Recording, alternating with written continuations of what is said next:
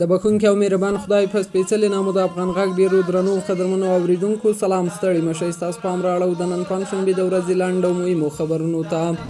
کابل کې د ایران سفیر او ځانګړي استازي حسن کاظمي د اطلاعات او کلتور له وزیر ملا خیرالله خیرخوا سره کتلي دي. ملا خیرالله خیرخوا په دغه کتنه کې ویلي چې اوس مهال د دواړو هیوادونو ترمنځ د غوره سیاسي تعامل، کلتوري او هنري همکاریو ورځ تر بلې مخ په پراخېدو دي. ورته مهال ښاغلي قومي هم د کابل او تهران ترمنځ د کلتوري او هنري اړیکو پر پراختیا او پیاوړتیا خبرې کړې دي. دوحه کې د اسلامي امارت سفیر ډاکټر محمد نعیم قطر کې د روسیې سفارت پر رسمي بلنه د یاد هیواد د ملي ورځې په نمانځ غونډه کې ګډون کړی.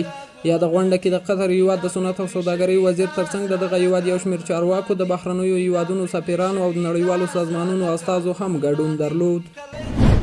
د ریاست الوزرا اقتصادي مرستیال ملا عبدالغني برادر اخوند په مشرۍ د اقتصادي کمیسیون غونډه کې د اوبو او انرژۍ وزارت ته دنده سپارل شوې چې د اقتصادي کمیسیون د نظرونو په پام کې نیولو سره د سروبي دویم بند د جوړولو په اړه له بېلابېلو شرکتونو سره تخنیکي بحثونه وکړي او راپور د اقتصاد کمیسیون ته وړاندې کړي.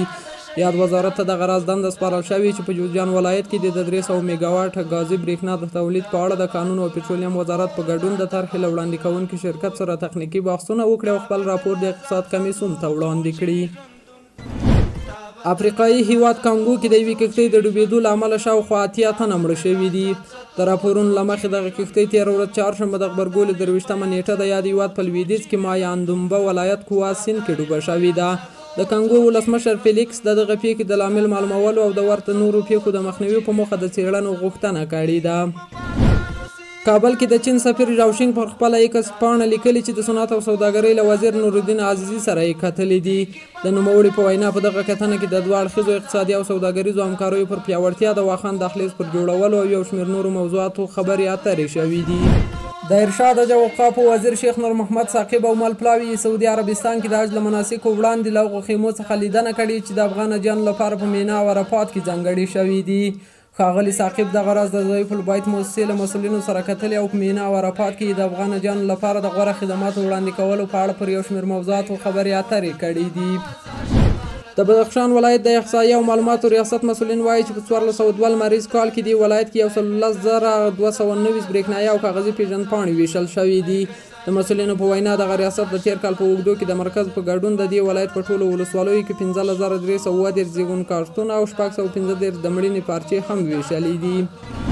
افغان کرکټ ملي لوبډله په خپله درېیمه لوبه کې له پاپوا نیو ګیني سره خپل بخت ازمایي.